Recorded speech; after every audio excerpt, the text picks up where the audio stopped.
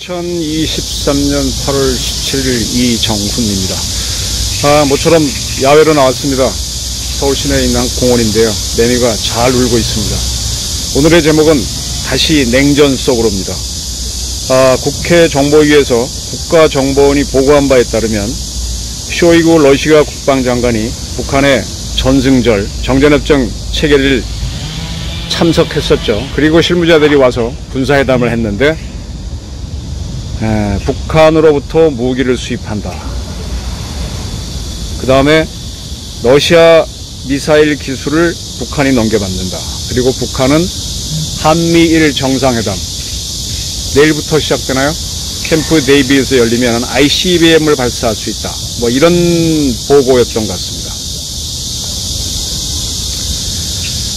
러시아도 우크라이나 전쟁을 했으니까 물러설 수도 없고 그 전쟁을 시작한 푸틴이 아직 권좌에 있기 때문에 어떻게든 자기네가 유리한 방향으로 끌고 갈 겁니다.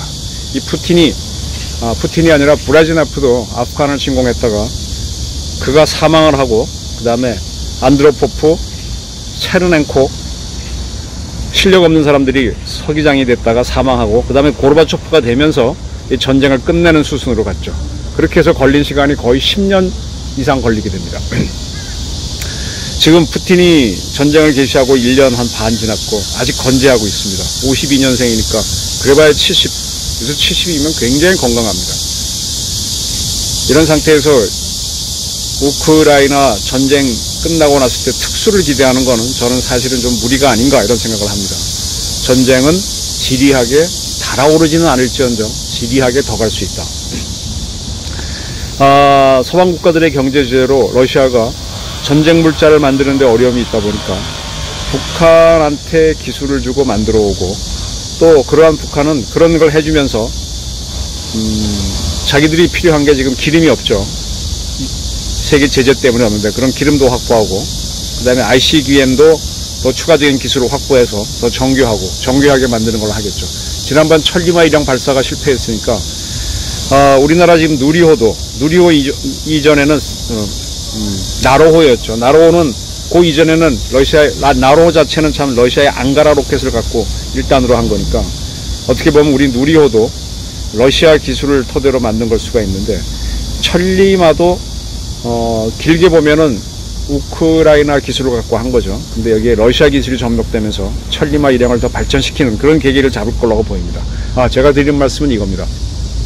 한반도의 냉전이 격화된다는 겁니다. 본격화된다. 다시 윤석열 대통령이 을지 자유의 방패 훈련에 유엔군이 참전하고 그 다음에 광복절 연선에서 유엔군 역할과 유엔군 후방기지로서의 일본의 역할을 강조한 것이 있었는데 이런 것을 통해서 우리는 동북아를 미국이 유엔사 중심으로 묶어서 러시아와 북한과 그리고 중국을 억제하고 그렇게 갈 거라고 봤습니다.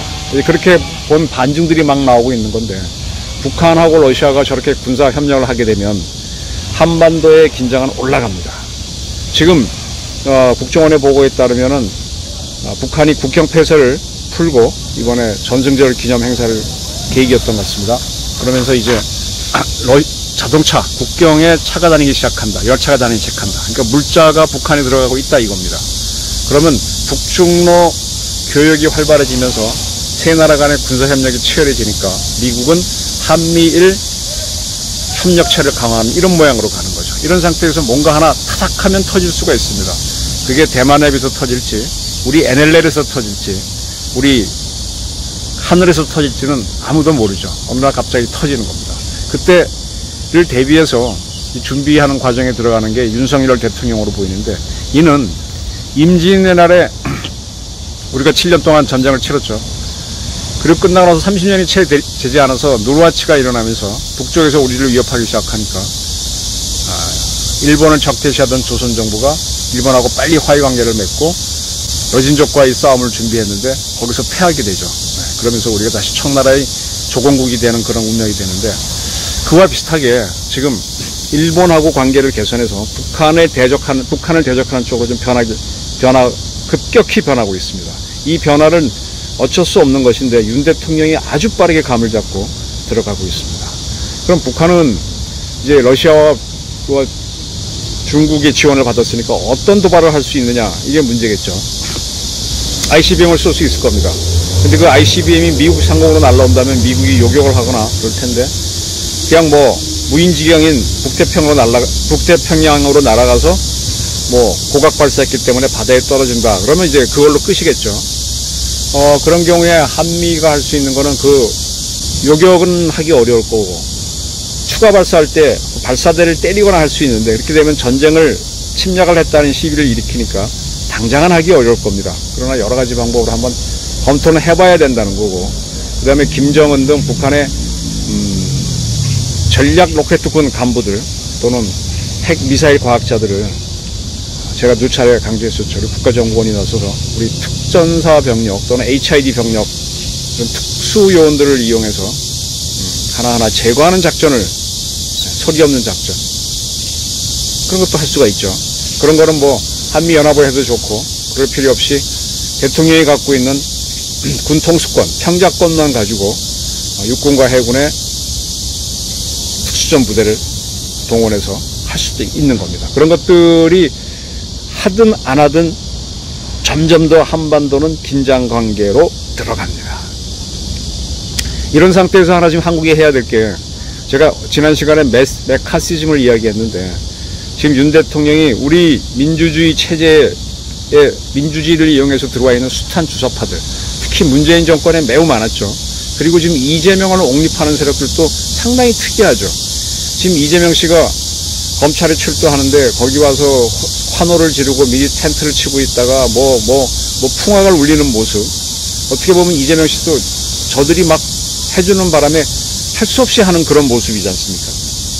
그런 세력도 도대체 누굴까요? 개딸이라고 하는데 과연 그게 보통 사람들이니까 뭔가 수상한 세력들이 있습니다. 자꾸 싸우도록 부추기는 세력이 있어요. 그런 세력들을 잡아가는 메카시즘이 필요하다. 저는 이 메카시즘의 중요성에 대해서는 벌써 올해 초부터 계속 이야기해 왔었습니다. 그래서 문재인 이재명주로 얘기하게 되면은 공안 정치를 할 필요성도 있죠. 그 자들이 계속 대한민국을 흔들어 댈 테니까, 밖에서는 북한이 흔들고 안에서는 주사파가 흔들고, 그런 걸 잡아내야 되죠. 그런 잡아내는 노력을 해야 됩니다. 저는 그런 노력을 한다고 해서 윤석열 정부의 지지율이 떨어지지 않을 겁니다. 이번에 이철규 국힘당 사무총장이 안에서 우리를 흔드는 세력하고는 같이 갈 수 없다라 그랬는데, 그것도 맞는 말입니다. 국힘당 내에서도 이상한 세력들이 있으면 솎아내야죠. 지금은 선명하게 가면서 나중에 그로 인해서 또 어떤 정치적 책임을 지더라도 그건 그 다음 문제고, 까르페 디엠, 지금 우리가 살아남는 게, 번영하는 게 가장 중요한 시점입니다. 저는 국힘당에도 숨어있는 이상한 자들, 또 정치권에 숨어있는 수상한 자들, 정치권 언저리에서 설치되는 이상한 자들, 그리고 민노총에 있는 진짜 이상한 자들을 솎아내고, 그리고 북한을 적절하게 특수전 부대를 이용해서 치고, 그리고 북한에서 러시아 또 이렇게 가는 무기를 우리가 차단하면서 이 격렬한 박정희 전두환 시절만큼 남북 대결 시기에도 간다. 이걸 부정하지 말자. 거기에 대한 대비를 하자 이겁니다. 뭐 평화가 최고다 그러는데, 평화가 최고더라도 평화를 이루기 위해서는 싸워야 된다면 싸워야죠. 그걸 회피할 수는 없습니다. 이걸 우리가 놓치게 되면은 그토록 원하는 평화는 더 멀어지고 굴종과 불평의 세상이 이루어질 것입니다. 지금 한반도는 다시 냉전으로 들어가고 있다. 우리 국정원이 잘 분석하고 있고, 우리 정치권도, 정치권이 아니지, 국힘당 중심으로 한 여권에서 그 감을 잡고 정치적, 그 다음에 사회적 핸들링을 잘 해나가길 바랍니다. 이거는 통수권자 중심으로 강력하게 세상을 아는 사람들이 줏대를 갖고 밀고 나가야 할 타임입니다. 국민들은 물론 불편하겠지만 그로 인해서 지지율 자체는 크게 변화가 없을 겁니다. 오히려 세계가 혼란해질 때 우리가 안전하다는 게 밝혀지면은 여당에 대한 지지율은 올라갈 것이라고 봅니다. 냉전에서 반드시 승리하자. 오늘의 주제입니다.